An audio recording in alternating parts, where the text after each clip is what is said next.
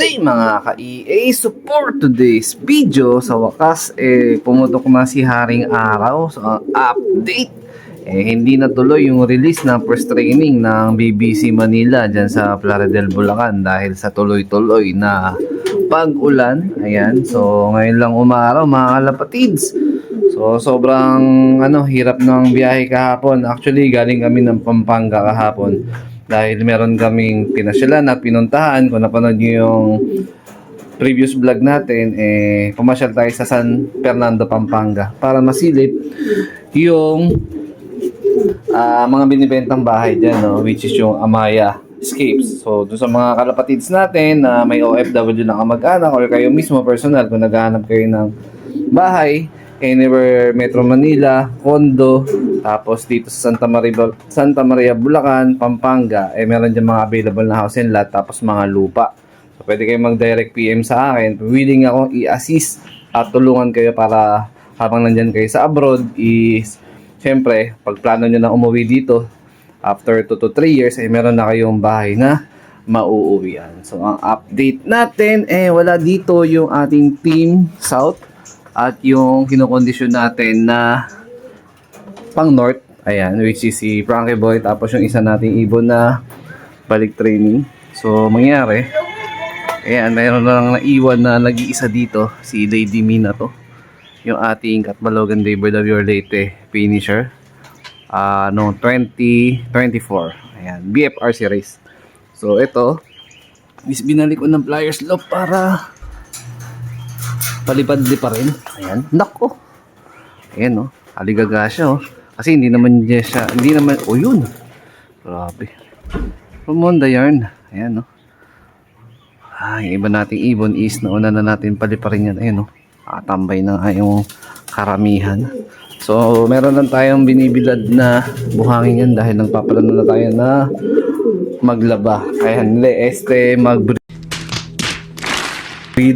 ng ating pang summer next year. Ayan. So target natin at least makapagsuksok tayo ng 4 hanggang 5 na summer band.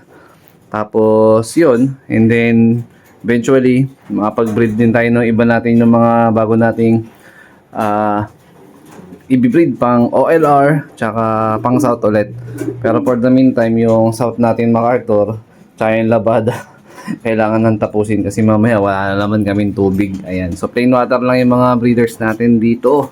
So ito pinagsama ko na yung dalawa nating pula.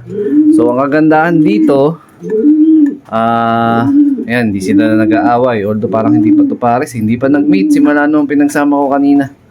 Ayan, hindi ko pa nakitaan ng session na nagpatungan. So ito is ipapakita ko sa inyo yung magiging scenario ngayon. Kasi noong last vlog natin, pinagsama ko to.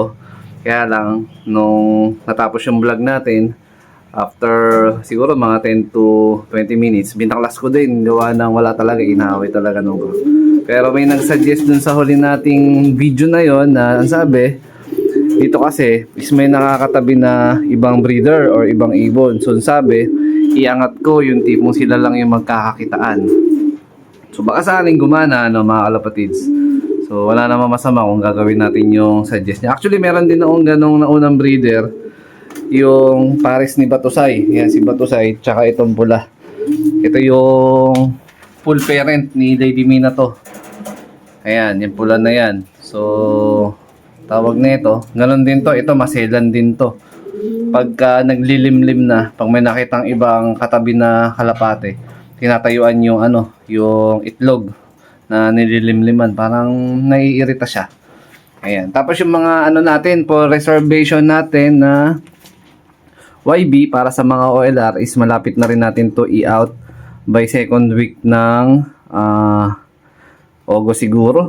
Kasi matatapos na schedule ng replacement So ang good news, yung Alegre natin, lumilipad na lahat ng ibon doon, nagpapaloply na. Wala naman nag-overfly, hindi naman tayo sinadjisan na mag-replace for overfly na ibon. So hindi na tayo mag-anticipate na magsasubmit pa tayo ng replacement bird doon. Sa kalapatids naman, ganun din, lumilipad na yung mga ibon. So hindi rin naman nagkasakit yung ibon natin doon, dalawa yung ibon natin doon. So good thing na rin yun. Yung huli na lang is yung BBC kasi kakasubmit lang natin doon nung second week ng July. So, mangyari, ang scheduled na replacement nila sa mga sick bird is hanggang katapusan ng August. Tapos, yung overfly baka end of September. So, yun na lang yung inaabangan natin.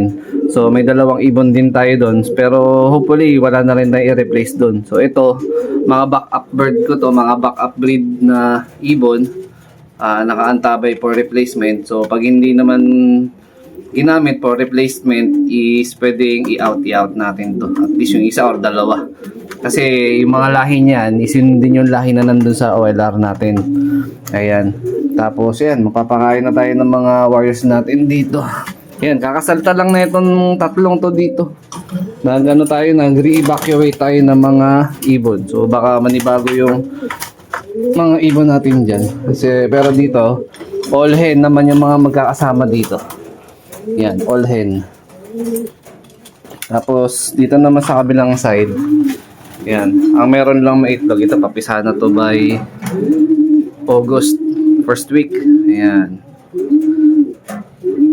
Tapos ito, sasamahin pala natin to. Pero ang papakain muna tayo. Bigay muna tayo ng patoka. 75 years later. Kids, nandito na tayo sa finale ng ating vlog at nagsasagutan na sila dito. Ayan ang current na sitwasyon nila. Pag mayroong harang, 'di ba? Aba, at ito naman mukhang nagkatuluyan na. Uy, binubuli pa. Kaya lang may kakasi dito Tanggalin ko kaya muna to. Parang umiipalugs Ayan Parang na-intimidate siya dun sa ginagawa nila Pero ito, subukan muna natin ito. Kasi hindi naman to ganun ka-aggressive sa baba. Unlike dito, na iba yung pinapakita. Ayan Check it out, yo. Ayan. Sana gumana na ha. Para matuloy na yung project breeding natin dito. Ayan.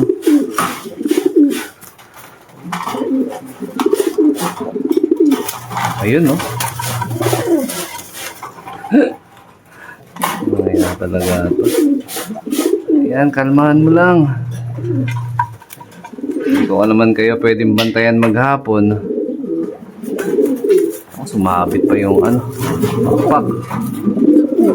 Ayan, ito talaga big challenge sa atin ngayon. First time ko maka-encounter ng ganito na nahirapan ako na pagparisin. Kahit sabihin natin ang tagal na nilang magkatabi dito. Ayan, awa-awa.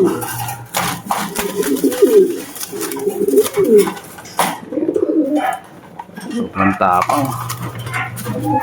Ay nako, awit yarn.